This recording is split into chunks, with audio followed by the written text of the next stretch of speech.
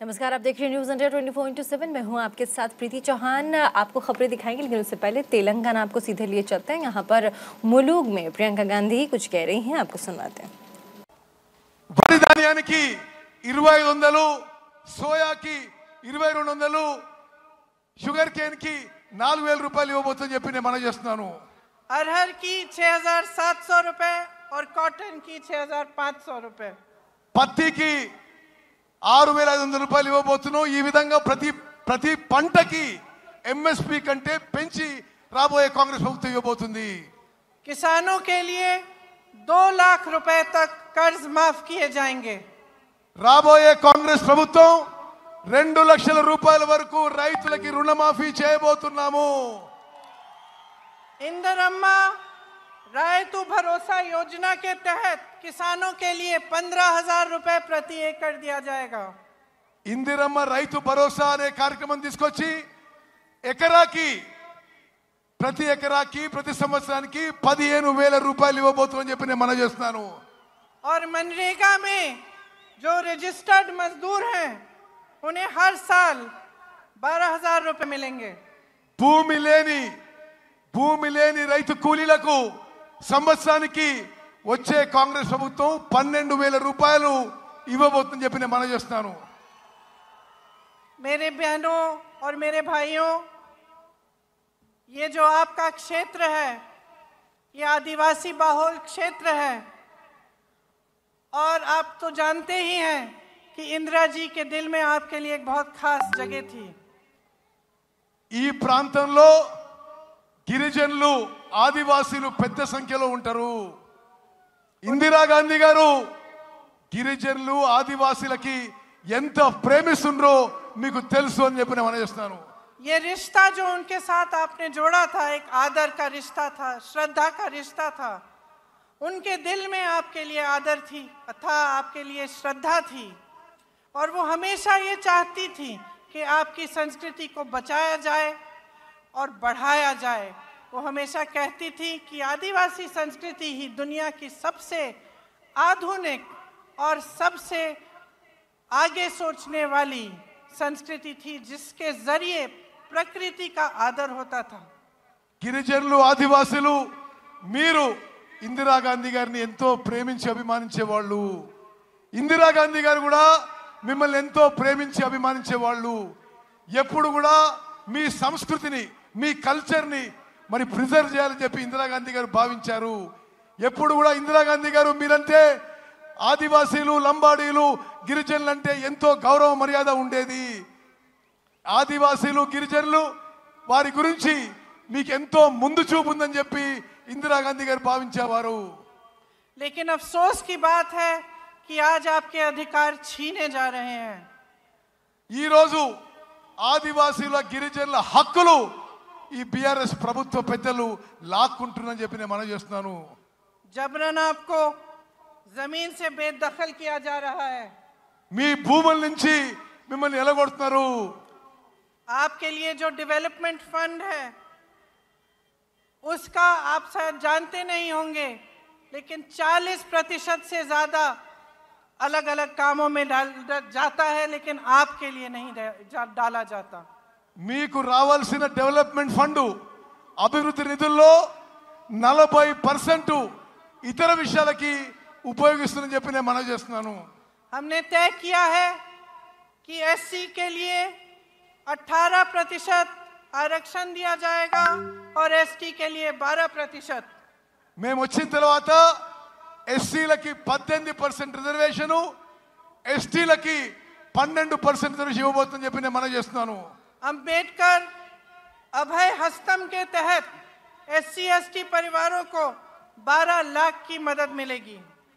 అంబేద్కర్ అభయ హస్తం అనే కార్యక్రమం మేరకు ఎస్సీ ఎస్టీ కుటుంబాలకి 12 లక్షల రూపాయలు ప్రతి కుటుంబానికి ఇవ్వబడుతుందని చెప్పి నేను మనవి చేస్తున్నాను। इंदिरम्मा पक्का हाउस स्कीम के तहत बेघर एससी एसटी परिवारों को घर बनाने के लिए जमीन और 6 लाख रुपए मिलेंगे। ఇందిరమ్మ ఇల్లు పథకం కింద ఎస్సీ ఎస్టీలకు ఇంటి స్థలం ఇస్తూ ప్రతి ఇంటి కింద 6 లక్షల రూపాయలు మీకు ఇవ్వబోతున్నారు. और आदिवासी ग्राम पंचायतों के लिए 25 लाख रुपए दिए जाएंगे. ప్రతి గిరిజన గ్రామ పంచాయతీ ఆదివాసీ గ్రామ పంచాయతీలకి 25 లక్షల రూపాయలు ప్రత్యేకంగా ఇవ్వబోతున్నాము. जब कांग्रेस पार्टी वन अधिकार का एक्ट लाई थी तब 8 लाख से अधिक एकड़ जमीन पर पट्टे दिए गए थे. ఈ ఫారెస్ట్ రైట్స్ యాక్ట్ కాంగ్రెస్ ప్రభుత్వం తీసుకొచ్చినప్పుడు 8 లక్షల ఎకరాలు ఫారెస్ట్ రైట్స్ యాక్ట్ కింద తెలంగాణలో కాంగ్రెస్ ప్రభుత్వం మీకు 8 లక్షల ఎకరాలు ఇవ్వడం జరిగింది. आपको याद होगा कि पोडू लैंड्स के पट्टे आपको मिले थे. పోడు ల్యాండ్స్ పోడు భూముల పట్టాలు గత కాంగ్రెస్ ప్రభుత్వం మీకు ఇచ్చింది. लेकिन बीआरएस सरकार ने ये सब बंद कर दिया. బిఆర్ఎస్ ప్రభుత్వం ఈ కార్యక్రమాన్ని పూర్తిగా నిర్వీర్యం చేసింది, ఆపేసింది. मैंने महिलाओं की बात की. मेरी बहनों, आपके लिए महालक्ष्मी योजना के तहत 2500 रुपए हर महीने दिए जाएंगे. మహాలక్ష్మి పథకం కింద నా అక్కలు చెల్లెళ్ళు మీ అందరికీ నెలకి 2500 రూపాయలు ఇవ్వబోతున్నాము. गैस सिलेंडर 500 रुपए का मिलेगा. और जो लड़कियां शिक्षा प्राप्त कर रही हैं और 18 साल की उम्र से ऊपर की हैं, उन्हें एक इलेक्ट्रिक स्कूटर दिया जाएगा. గ్యాస్ సిలిండరు అందరికీ గ్యాస్ సిలిండరు 500 రూపాయలకే గ్యాస్ సిలిండర్ ఇవ్వబడుతుంది. అదే విధంగా 18 ఏళ్ళు దాటిన నా చెల్లెలకి చదువుకున్న వాళ్ళకి ఎలక్ట్రిక్ స్కూటీ ఇవ్వబోతున్నాము. देखिए, आपको चुनना है. एक तरफ बीआरएस की सरकार है. शुरू में उन्होंने तेलंगाना की बात की थी, लेकिन आज भाजपा के साथ पूरी तरह से मिल चुके हैं. आज सरकार वो नहीं चला रहे हैं. मोदी जी रिमोट कंट्रोल से चला रहे हैं. బిఆర్ఎస్ వాళ్ళు ముందు తెలంగాణ గురించి ఆలోచన చేసినారు, కానీ ఇప్పుడు పూర్తి స్థాయిలో బీజేపీతో మిలాఖాత్ అయిపోయినరు. బిఆర్ఎస్ బీజేపీ కలిసిపోయినాయి. ప్రభుత్వం రిమోట్ కంట్రోల్ తో నరేంద్ర మోదీ నడిపిస్తున్నాడు. Land mafia, sand mafia, mine mafia, wine mafia सबके साथ मिले हुए हैं. जिस तरफ आप देखो आपको भ्रष्टाचार ही भ्रष्टाचार दिख रहा है. जहां लूट सकते थे वहां से लूट रहे हैं. तो प्रियंका गांधी जो कि कांग्रेस की नेता हैं, अभी तेलंगाना में है और वहाँ पर विधानसभा चुनाव है. ऐसे में आपने देखा कि कई सारी स्कीम्स हैं जो वो तेलंगाना की जनता को दे रही हैं. फिलहाल बड़ी खबर का रुख कर लेते हैं. तेलंगाना के मुलुगु में कांग्रेस की जो यात्रा है वो अब आपको बता दे, कांग्रेस ने यात्रा निकाली है. तेलंगाना के मुलुगु में कांग्रेस की यात्रा है जिसमें प्रियंका गांधी वाड्रा ने शिरकत की है. राहुल और प्रियंका गांधी वाड्रा ने इस यात्रा का शुभारंभ किया और साथ ही इस यात्रा में कई कांग्रेस कार्यकर्ता भी शामिल हुए हैं बताया जा रहा. तेलंगाना के मुलुगु में कांग्रेस की ये यात्रा निकली है और थोड़ी देर पहले आप प्रियंका गांधी को सुन भी रहे थे. रैली को संबोधित कर रही थी वो जनसभा को. और साथ ही राहुल और प्रियंका गांधी वाड्रा, ये देखिए रैली की तस्वीर, जब रैली निकाली जा रही थी मुलुगु में उस समय की ये तस्वीर है. हालांकि लाइव ये तस्वीरें नहीं है, थोड़ी देर पहले की है. और अभी फिलहाल प्रियंका गांधी संबोधित कर रही हैं तेलंगाना वासियों को.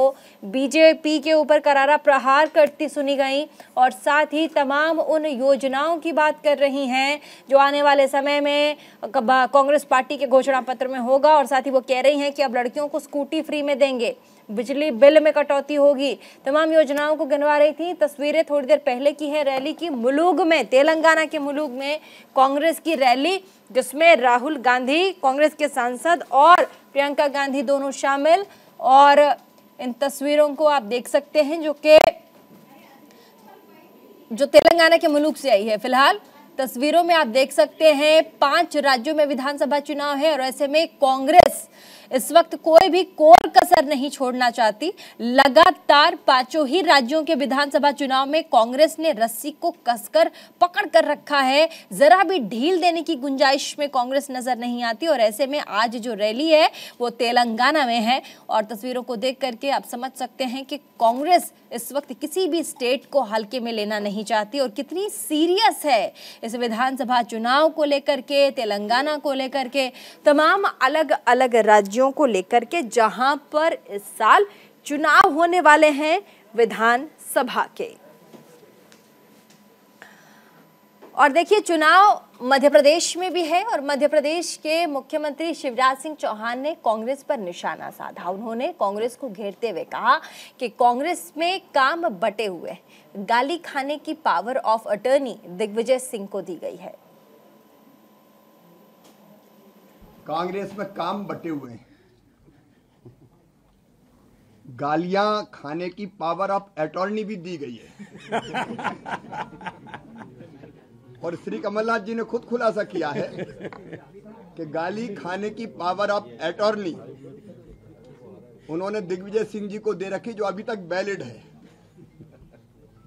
अब मैं कमलनाथ जी से पूछना चाहता हूं कि ऐसा काम ही क्यों करते हो कि गाली खाना पड़े, और गाली खाना पड़े तो खुद ना खाएं, दूसरे को पावर ऑफ अटॉर्नी दे दें। ऐसे ही सरकार चलाने की पावर ऑफ अटॉर्नी भी इन्हें श्री दिग्विजय सिंह जी को ही दे रखी थी। तो पहले भी बंटा ढार हुआ और बाद में भी बंटा ढार ही हो गया। अब कांग्रेस का बंटा ढार हो गया। उस समय जब सरकार चलाई दिग्विजय जी ने, उस समय भी मध्य प्रदेश की जो दुर्गति हुई वो जनता को पता है। लेकिन अद्भुत है ये कांग्रेस और धन्य है इसके नेता, ये गालियां खाने की पावर ऑफ अटॉर्नी भी देते हैं। और उड़ीसा के कंधमाल में एक मां ने अपनी 4 साल की बच्ची की हत्या करके जंगल में दबाने का मामला निकलकर सामने आया। पुलिस को मामले की जानकारी मिलने के बाद जंगल से बच्ची का शव बरामद करके पोस्टमार्टम के लिए भेजा गया है। पुलिस का कहना है कि बच्ची की हत्या के कारणों का अभी ठीक तरह से पता नहीं चला है। बच्चे की हत्या क्यों की गई है ये साफ नहीं है। वहीं पुलिस ने मां को गिरफ्तार करके आगे की कार्यवाही जारी रखी है। फिलहाल तस्वीरें उड़ीसा की हैं।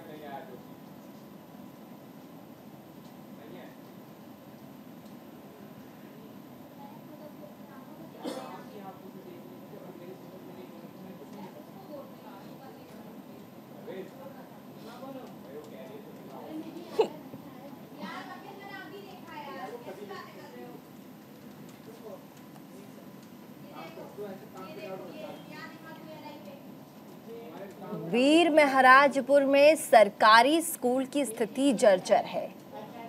सुबलिया के नुआपड़ा गांव में 1971 से यहां सरकारी प्राथमिक विद्यालय, प्राथमिक शिक्षा में विकास होने के बावजूद स्कूल की मरम्मत नहीं। स्कूल की छत अक्सर गिरती रहती है। छत में सीमेंट भरकर काम चलाया जा रहा है। शिक्षक डर से स्कूल इमारत के अंदर बच्चों को पढ़ने के लिए नहीं भेजते। ग्रामीणों के बार बार शिकायत करने के बाद भी कोई एक्शन नहीं लिया गया। जब कोई सुनवाई नहीं हुई तो गांव की महिलाएं जिला कलेक्टर ऑफिस पहुंच गई हैं। अब इसके बाद उपनगरीय जिला कलेक्टर विमलेंदु ने खुद स्कूल का दौरा किया है।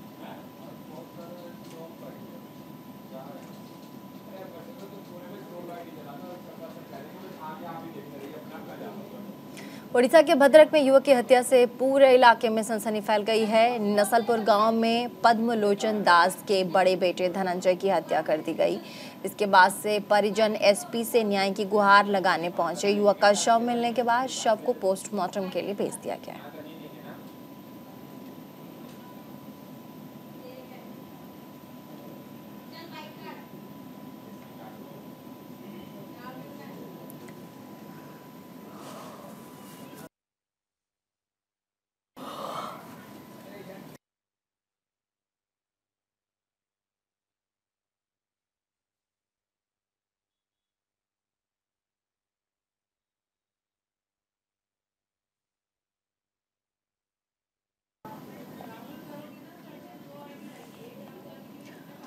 और चलिए बात बिहार की करेंगे। बिहार के उप मुख्यमंत्री तेजस्वी यादव की पत्नी राजश्री यादव पहली बार गुरुवार को अपनी असली ससुराल गोपालगंज पहुंची। तेजस्वी यादव का 19 अक्टूबर को गोपालगंज का दौरा है।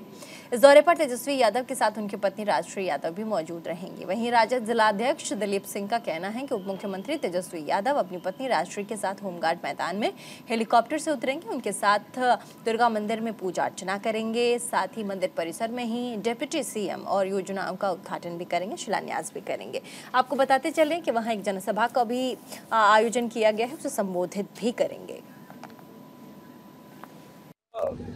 उप मुख्यमंत्री जी तेजस्वी यादव जी 8:30 में थावे स्थित जो हेलीपैड है, हेलीपैड से हेलीकॉप्टर के द्वारा आएंगे और उसके बाद थावे मंदिर में मां का पूजा अर्चना करेंगे।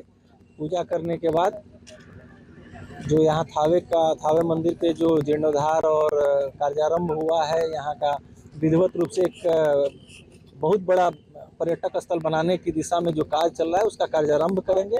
फिर पथ निर्माण विभाग की जो भी योजनाएं हैं उसका शिलान्यास, उद्घाटन, बहुत सारी योजनाएं हैं, करोड़ों की 100 करोड़ से ऊपर की योजनाओं का शिलान्यास और कार्यारंभ करेंगे। तो और फिर उसके बाद सरकार की जो भी योजनाएं हैं उसके लिए एक सभा भी करेंगे। तो 11 बजे के 10:30 11 के आसपास में सभा यहाँ करेंगे और फिर उसके बाद शाम को वापस चले जाएंगे। बिहार के डिप्टी सीएम श्री तेजस्वी यादव जब से डिप्टी सीएम बने हैं बिहार में लगातार दौरा कर रहे हैं। खासकर गोपालगंज मेडिकल कॉलेज का भी शिलान्यास किया, जो कि मेडिकल कॉलेज बनने वाला है, काज भी लगा हुआ है।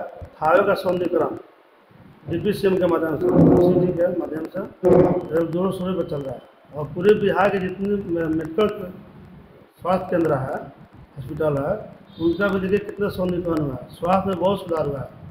और गोपालगंज में पहली बार वो अपने पत्नी के साथ पावन धरती पे थावे माता रानी के दरबार में वो पधार रहे हैं। अब खबर जयपुर से आपको बता दें कि बीजेपी मुख्यालय में एक प्रेस कॉन्फ्रेंस आज की गई। प्रदेश प्रवक्ता लक्ष्मीकांत भारद्वाज ने मीडिया से बात करते हुए कहा कि राजस्थान में अब कचरे के ढेर में भी भ्रष्टाचार के सबूत मिले। मंत्री के आवास के पास नोटों के ऊपर लगी पर्चियां मिली हैं। आचार संहिता लगने के बाद लॉकर्स सोना और नकदी उगल रहे हैं। साफ साबित होता है कि सरकार के 5 साल में जमकर भ्रष्टाचार हुआ है। सरकार अब भ्रष्टाचार के सबूतों को मिटाने में लगी है। हुई पैसे की, भ्रष्टाचार की और सरकार के स्तर पर उसको छुपाने की भी उतनी घटनाएं हुई। 2,31,00,000 रुपया और 1 किलो सोना राजस्थान के शासन सचिवालय में बरामद हुए 4 महीने से ज्यादा हो चुके हैं। लेकिन राजस्थान सरकार की एजेंसियों ने इस मामले में केवल एक आदमी को पकड़ा। क्या सरकार ये बता सकती है कि एक अदना सा कर्मचारी इतना सारा रुपया और सोना सरकारी ऑफिस में कैसे रख सकता है और कितने दिनों तक रख सकता है? हमारा स्पष्ट आरोप है कि इन सारे प्रकरणों में जिनमें नकदी बरामद हो रही है, सोना बरामद हो रहा है, आर्थिक अपराध हो रहे हैं, उसमें सरकार की मिलीभगत है, कांग्रेस पार्टी की मिलीभगत है। और जयपुर के ही मालवीय नगर विधानसभा सीट पर अब कांग्रेस के लिए परेशानी का सबब एक चीज बनती जा रही है। हाल ही में एक सीट पर अर्चना शर्मा की दावेदारी को लेकर के दिल्ली में अन्य प्रत्याशियों ने प्रदर्शन किया था। वहीं सोशल मीडिया पर अर्चना शर्मा का एक वीडियो भी वायरल हुआ है।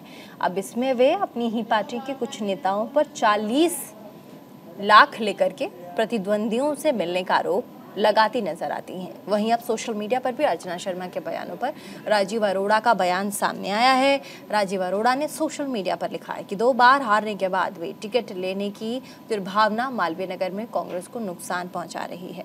मालवीय नगर विधानसभा की जनता साक्षी की आरोप लगाने वाली स्वघोषित प्रत्याशी के स्तर की निम्नता के स्तर पर कोई और नहीं उतर सकता, जिस स्तर पर वो उतर गई हैं।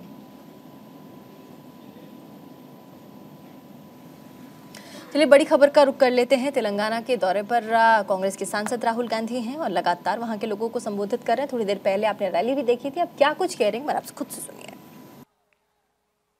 तेलंगाना का वायदा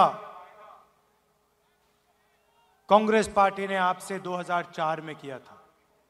తెలంగాణ రాష్ట్రం యొక్క హామీ కాంగ్రెస్ పార్టీ మీకు 2004లో చేసింది। और पूरी दुनिया को मालूम है कि उस वायदे को कांग्रेस पार्टी ने पूरा करके दिखाया। ప్రపంచమంతా తెలుసు కాంగ్రెస్ పార్టీ ఇచ్చిన మాట నిలబెట్టుకొని ప్రత్యేక తెలంగాణ రాష్ట్రం ఏర్పాటు చేసిన విషయం ప్రపంచమంతా తెలిసిన విషయం మనం చేస్తున్నాను। आमतौर से राजनीतिक पार्टियां वैसे वायदे नहीं लेती जिससे उनका नुकसान हो सकता है। ఎక్కువ శాతం రాజకీయ పార్టీలు వాళ్ళకి నష్టం జరిగే ఏ నిర్ణయాలు తీసుకోవు। मगर हमने इन चीजों के बारे में नहीं सोचा। हमने तेलंगाना की जनता के बारे में सोचा, तेलंगाना के गरीब लोगों के बारे में सोचा और ये निर्णय लिया। రాజకీయ లాభ నష్టాలకి పక్కన పెట్టి తెలంగాణ పేద ప్రజల యొక్క మేలుగోరి వారి జీవితాల్లో వెలుగులు నిండాలని ప్రత్యేక తెలంగాణ రాష్ట్రం మేము ఏర్పాటు చేసినాము।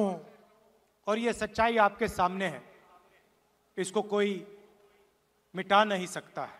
ఇది సత్యం, తెలంగాణ రాష్ట్రం మేము ఏర్పాటు చేసిన సత్యం అందరికీ తెలిసిన విషయమే। आपके सामने आपके चीफ मिनिस्टर ने भी वायदे किए हैं। మీ ముందు ఇప్పుడున్న ముఖ్యమంత్రి కూడా చాలా చాలా మాటలు మాట్లాడిండు, మరి చాలా చాలా హామీలు ఇచ్చిండు। दलितों और आदिवासियों को उन्होंने जमीन देने का वायदा किया था। ఇప్పుడున్న ముఖ్యమంత్రి కేసీఆర్ దళితులకి గిరిజనులకి 3 ఎకరాల వ్యవసాయ పొలం ఇస్తా అని చెప్పి పదే పదే హామీ ఇచ్చి మోసం చేసిండు। उन्होंने कहा था कि हर परिवार को वो 3 एकड़ जमीन देंगे। ప్రతి కుటుంబానికి 3 ఎకరాలు వ్యవసాయ పొలం ఇస్తా అని చెప్పి కేసీఆర్ చెప్పిండు। मैं आपसे पूछना चाहता हूं, चीफ मिनिस्टर ने क्या आपको जमीन दी? మిమ్మల్ని అడుగుతున్నా, మీలో ఎంతమందికి ఈ 3 ఎకరాల వ్యవసాయ పొలం వచ్చిందా? उन्होंने रोजगार का वायदा किया, क्या उन्होंने आपको रोजगार दिया? ఆయన అందరికీ ఉద్యోగాలు ఇస్తాను హామీ ఇచ్చిండు, ఉద్యోగాలు వచ్చినాయా? उन्होंने साफ सरकार चलाने की बात की थी, क्या उन्होंने भ्रष्टाचार किया? నీతివంతమైన ప్రభుత్వం నడిపిస్తా అని చెప్పి।